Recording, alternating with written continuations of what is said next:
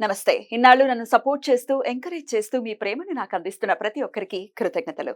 అలాగే ఈ వీడియో కూడా ఖచ్చితంగా మీకు ఉపయోగపడుతుంది. లైక్, షేర్ అండ్ సబ్స్క్రైబ్ చేసి మీ సపోర్ట్‌ని నాకు అందించండి. అలాగే ఈ వీడియో పట్ల మీకున్న అభిప్రాయాన్ని కామెంట్ సెక్షన్‌లో కామెంట్ చేసి తెలియజేయండి. ఇప్పుడు వీడియోని చూద్దాం.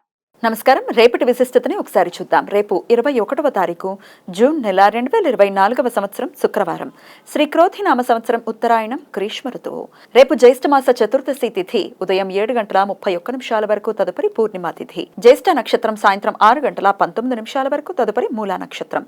శుభం యోగం సాయంత్రం 6:42 వరకు, తదుపరి శుక్ల యోగం. వణిజకరణం ఉదయం 7:31 వరకు, భద్ర అంటే విష్టికరణం సాయంత్రం 7:08 వరకు, తదుపరి భవకరణం ఉంటాయి. నక్షత్ర వర్జం రాత్రి 2:10 నుండి 3:45 వరకు. అమృతకాలం ఉదయం 9:27 నుండి 11:04 వరకు.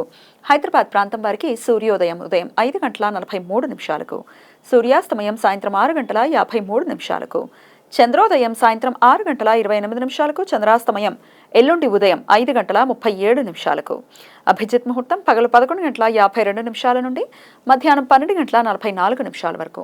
దుర్ముహూర్తం ఉదయం 8:21 నుండి 9:14 వరకు.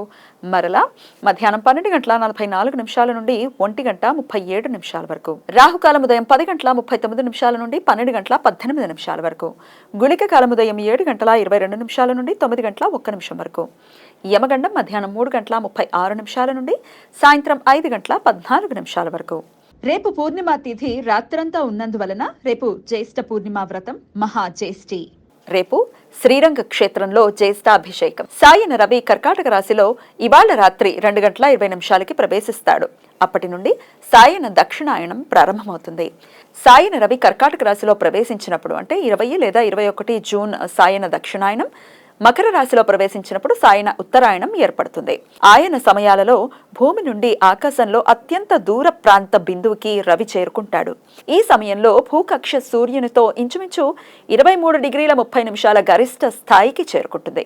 దక్షిణాయనం రోజు ఇంగ్లాండ్, అమెరికా, రష్యా, భారతదేశాలలో అత్యంత సుదీర్ఘమైన పగటి కాలం ఉంటుంది. అదే రోజు ఆస్ట్రేలియా, న్యూజిలాండ్, దక్షిణ ఆఫ్రికా దేశాలలో అత్యంత సుదీర్ఘమైన రాత్రికాలం ఉంటుంది. నెరయన రవి ఆరుద్ర నక్షత్రంలోకి రేపు రాత్రి 12:06 ప్రవేశిస్తాడు. అప్పటి నుండి ఆరుద్ర కార్తె ప్రారంభమవుతుంది. రేపు అన్వాధానం. వైష్ణవ సాంప్రదాయం ప్రకారం అన్వాధానం, ఇష్టి రెండు ప్రధానమైన పూజలు. వైష్ణవులు అన్వాధానం రోజంతా ఉపవాసం ఉండి ఇష్టి రోజు అంటే ఎల్లుండి యజ్ఞం చేస్తారు. రేపు వట సావిత్రి వ్రతం. వివాహిత స్త్రీలు తమ భర్తల ఆరోగ్యం, భవిష్యత్తు బాగుండాలని ఈ వ్రతం ఆచరిస్తారు.